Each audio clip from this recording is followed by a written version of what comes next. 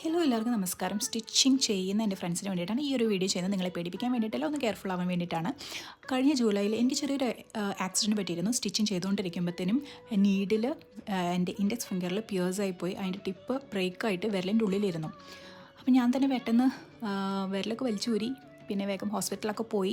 പക്ഷേ ഡ്യൂട്ടി ഡോക്ടർക്ക് എനിക്ക് ആ ടിപ്പ് അതിൻ്റെ ഉള്ളിൽ ബ്രേക്കായിട്ട് ഇരുന്നത് എടുക്കാൻ കിട്ടിയില്ല. നെക്സ്റ്റ് ഡേ മോർണിംഗ് സർജനെ കണ്ടു. ചെറിയൊരു സർജറി ചെയ്തിട്ടാണ് ആ ഒരു ടിപ്പ് പുറത്തേക്ക് എടുത്തത്. നീഡിൽ എൻ്റെ കുഞ്ഞൊരു ആ ഒരു ഹോളുണ്ടല്ലോ, ആ ഭാഗം ബ്രേക്കായിട്ട് ഉള്ളിലിരിക്കുമായിരുന്നു. അപ്പോൾ നിങ്ങളെല്ലാവരും പുതുതായിട്ട് ഇപ്പം സ്റ്റിച്ചിങ്ങിലൊക്കെ വന്നിട്ടുള്ള യൂട്യൂബൊക്കെ കണ്ട് വീഡിയോസൊക്കെ ചെയ്യുന്ന കുറേ കുട്ടികളുണ്ട്.